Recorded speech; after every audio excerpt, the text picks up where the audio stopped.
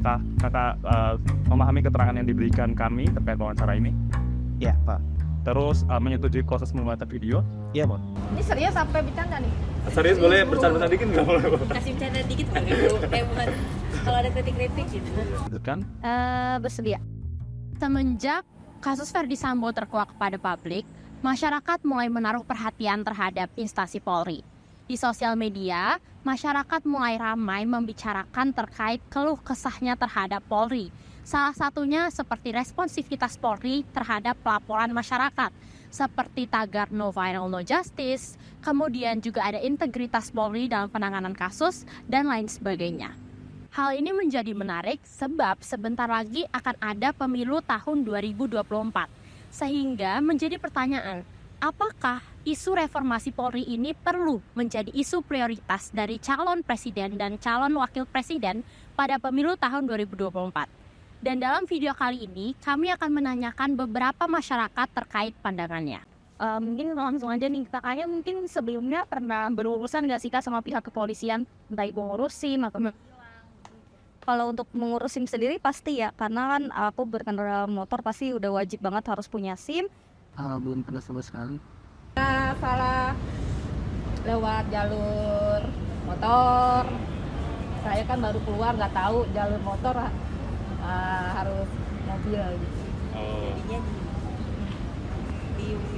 Ditilang ya, Bu? Iya, ditilang. Ada ya beberapa yang belum pernah saya contohnya saya bikin contoh kayak bikin SKCK ya.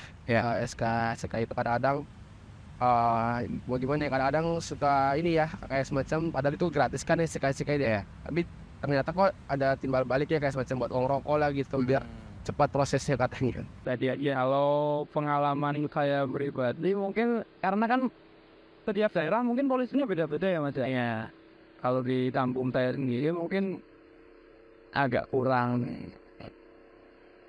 kooperatif. Kayak dia itu agak memihak sama orang-orang yang lebih punya kekuasaan, lebih punya uang, sama lebih punya nama di daerah saya. Cuma nggak tahu di daerah lain ya. Karena itu pengalaman saya sendiri. Sebelumnya saya pernah nangani kasus, maksudnya saya mau ngatusin masalah gitu kan. Itu harus ada uangnya. Harus ada sesuatunya dulu baru mau ditindaklanjuti sama dia. Menurut saya cukup baik. Berarti apakah ada kayak hal urgent atau hal penting yang perlu dirubah gitu dari kinerja Polri? Menurut saya belum. Belum ada ya? Kakak.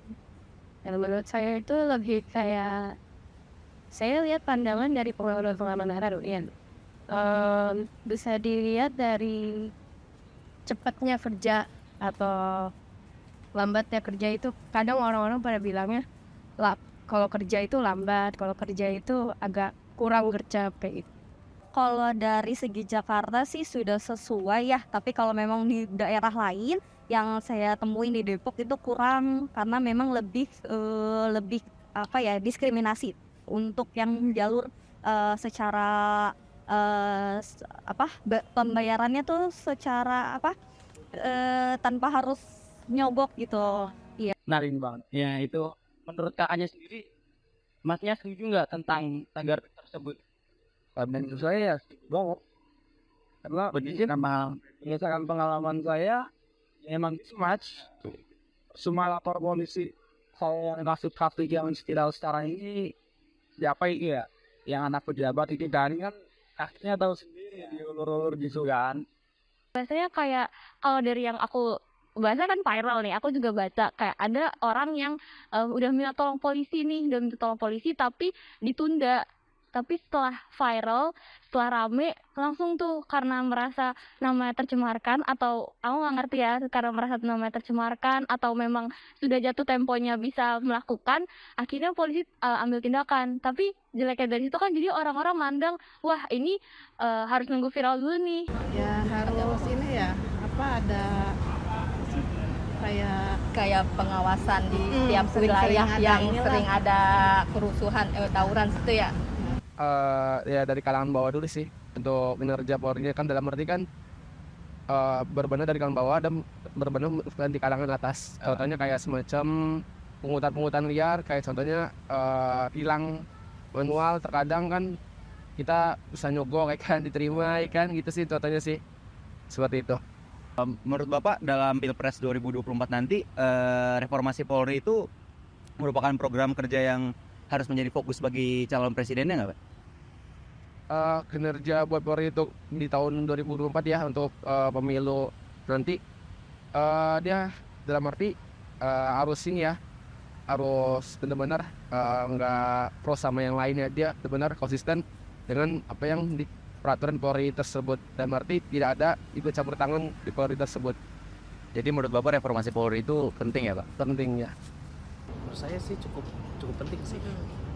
Mulai dari prosesnya aja sih yang dipercepat, mulai bisa didigitalisasi, mungkin proses dipercepat aja gitu. Aduh bahaya. Aku bingung. Kata lu nggak bahaya. Itu benar banget sebenarnya, Mas. Harus dipertimbangkan ya, dipertimbangkan itu. Iya, tapi kan balik lagi kita nggak tahu, maksudnya kita nggak tahu sistem mereka gimana, kita nggak tahu, mungkin perlu. Oke teman-teman, demikian hasil wawancara dari kelompok kami.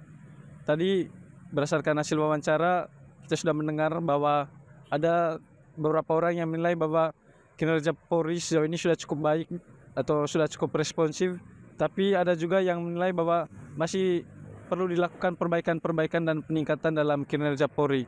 Responsivitas Polri pada dasarnya merupakan cerminan kinerja dari suatu pemerintahan, yakni sejauh mana pemenuhan komitmen negara terhadap terbentuknya suatu tatanan yang lebih demokratis. Oleh karena itu, pada kesempatan terakhir kelompok kami menyarankan atau mendorong teman-teman sekalian agar isu mengenai peningkatan responsivitas kinerja Polri ini menjadi salah satu bahan pertimbangan bagi teman-teman dalam menentukan pilihannya di Pilpres 2024 nanti. Demikian dari kelompok kami, terima kasih.